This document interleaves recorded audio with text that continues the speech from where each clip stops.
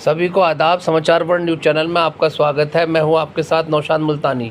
नजीबाबाद मंडावली के ग्राम मुस्सेपुर में स्थित आर्य सुगंध संस्थान महर्षि दयानंद आश्रम में पिछले 4 माह से रह रहे लावारिस दिव्यांग बीमार युवक को सेवा के बाद संस्थान ने आखिर पता लगाकर उसके परिजनों को सौंप दिया। आश्रम के सेवादार गगन को 4 माह पूर्व 25 वर्षीय एक पैर से दिव्यांग युवक बीमारी की हालत में दर्द व भूख से तड़पता हुआ हरिद्वार के ज्वालापुर में मिला था। दिव्यांग युवक का घुटने से नीचे एक पैर कटा हुआ था तथा वह कई दिनों से भूखा था। गगन उक्त युवक को सेवा के लिए मुस्सेपुर आश्रम ले आया था।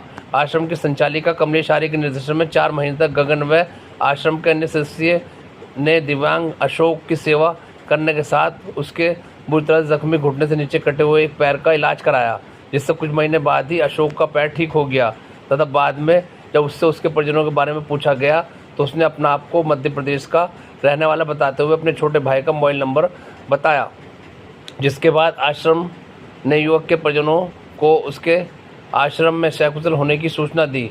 युवक ने अपना एक पैर ट्रेन से कट जाने की भी जानकारी दी।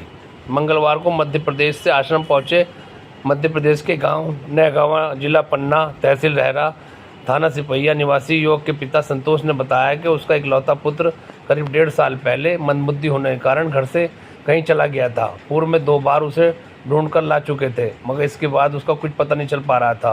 परिजनों ने युवक को आश्रम में सकुशल पाकर हर्ष जताते हुए आश्रम परिवार का इसके लिए आभार जताया। बाद में अशोक अपने परिवार के साथ घर के लिए रवाना हो गया। इस अवसर पर आश्रम संचालिका कमलेश आर्य, गरिमा आर्य, डॉक्टर रंजीत शर्मा, आश्रम के सेवादार गगन, सबीहा, साहिल, फरहान, अभिनय आदि मौजूद रहे।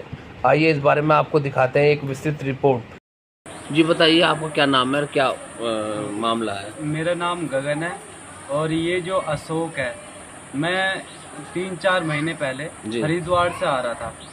तो हरिद्वार जहाँ पर ज्वालापुर स्टेशन है, ये बाहर ही वहीं पे बैठा था। अब इसने मुझसे ऐसे पैंट खींची और कहा कि मुझे खाने को दे दो कुछ, और मुझसे पैसे ही मांग रहा था।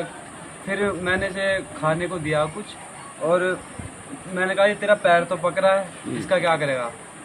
तो इसने कहा कि ये तो ऐसे ही है। फिर इसने सोचा कि ठीक नहीं होगा, तो मैं इसे अपने साथ आश्रम में ले आया, और आश्रम में लाने के बाद फिर इसका ट्रीटमेंट किया, इसे नहलाया धुलाया, इसे बहुत राहत मिली।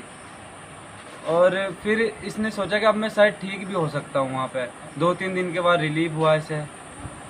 और अब पहले बहुत इसका पैर सड़ गया था, बहुत इतना ख़राब था, पर अब 4-5 महीने जब इसकी लगातार पट्टी करी हमने, तो इसने फिर अभी थोड़े दिन पहले अपना घर का एड्रेस बताया। फिर हमने संपर्क किया इसके छोटे भाई से, फिर इसके पापा आए, अब लेना है इसके पापा। तब ये खुश है बहुत कि हाँ मैं ठीक हूँ, मैं घर चला गया। वैसे यहाँ से जाना तो चाहता नहीं है, पर इसके पापा कहते कि मेरा अकेला लड़का है। वो शायद इसके चाचा का भाई लड़का था जिससे हमारी बात हुई। बताइए, आपका क्या नाम है? संतोष जी बताइए, क्या घटना हुई? ये तो पुलिस वालों ने बताया था कि पैर कट गया, तुम्हारा बच्चा है। अच्छा, ये कब से लापता था बच्चा? 1.5 साल हो गए। अच्छा, क्या नाम है इसका? अशोक। अब आपको सूचना कैसे मिली है आश्रम में? आश्रम से यही ने नंबर बताया होगा। अच्छा, आश्रम से फोन गया। अच्छा अच्छा अच्छा। तो अब आप लेने के लिए आए हैं इस बच्चों हाँ, को? हाँ जी। अच्छा, तो ये पहले भी जा चुका है क्या कई बार? कई बार भी। अच्छा, चला जाता है? हाँ, राजस्थान से 2 बार लाए, 1 बार दिल्ली से अनाथ आश्रम से लाए। अच्छा 1 बार। जी मैडम बताइए। जी, आश्रम में बच्चा एक आया था, उसको परिवार वाले मिल गए हैं। किस तरह से बच्चा आया है, किस तरह से परिवार वाले मिला, आप बताइए। मेरा नाम कमलेश आर्य है। जी। आर्य सुगंध संस्थान से प्रबंधक बोल रही हूँ। एक यही बच्चा नहीं, अनेकों बच्चों के घर परिवार ढूंढ के, बड़ों के बूढ़ों के, उनको उनके परिवार से मिलाया है। जैसे आज मिला रहे हैं, ये करीब 28 वर्ष होगा। ये किसी के ने यहाँ पर भेजा कि खाना वहाँ मिल जाए। जी। तो एक बच्चा गगन मिला और उसने पूछा कि हाँ आपको क्या चाहिए? बोला खाना चाहिए। उससे वो उनको खाना वाना खिलाया तो पैर कटा हुआ था, बिल्कुल लहू लुहान पैर कटा हुआ। पता नहीं कितने वर्षों से पक रहा था, सड़ रहा था, समझो कीड़े चल रहे थे। तो इस बच्चे ने उसको बहुत अच्छे से नहलाया धुलाया, पट्टी करी और फिर पूछा भाई अब कहाँ जाओगे। उसने बोला जी मेरा तो कोई घर नहीं है, परिवार नहीं है, मैं जाऊँगा कहाँ, अगर आप चाहो तो मैं यहीं रह सकता हूँ।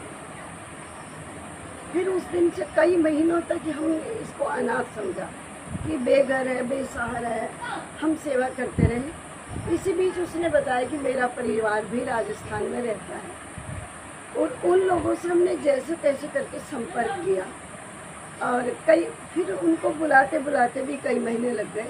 आज वो इसको लेना आए हैं। आज हम सबको अच्छा लग रहा है क्योंकि तुरंत अपाहिज था बिल्कुल। तो ये बच्चे गगन ने सेवा करके लगातार रात दिन सेवा और बच्चों ने भी की है, लेकिन सर्वप्रथम गगन ने सेवा की। और डॉक्टर से भी मैं रोज़ पट्टी कराती हूँ, नजीबाद से आते हैं और वो काफ़ी ठीक है। और अब उसको भेजते हमें अच्छा लग रहा है। हालांकि वो जाना नहीं चाहता, लेकिन हमने सुबह ही तो परिवार परेशान है तो आप जाओ उनके साथ रहो और जब चाहो यहाँ स्वागत है, आ सकते हैं। ऐसे से अनेकों लोग हैं जिनका घर परिवार ढूंढ के उनके घर पहुँचाया, परिवार से मिलाया और योग्य भी बनाया, इलाज भी करा। तो मेरे तो यही कामना है कि मैं जब तक मेरा सांस चले इन्हीं कार्यों में। और मुझे बहुत अच्छा लगता है कि गगन भी इस सब को बहुत अच्छे से संभालता है। वो भी यहीं रहा पला है, लेकिन उसके विचार परोपकार में बहुत अच्छे से। अच्छा मैडम, पूर्व में भी आश्रम में कितने बच्चों को लगभग आप जो है परिवार वालों से मिलवा चुकी?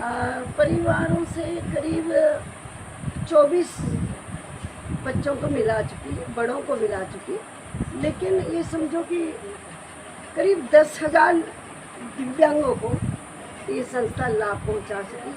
कई सौ लोगों को पाल के कामयाब कर सकी, बच्चों और खासकर बेटियों को, महिलाओं को। बहुत व्रत तो ऐसे जिनकी डेथ भी यहीं पर हो गई, लेकिन उनके परिवार का पता ही नहीं चला।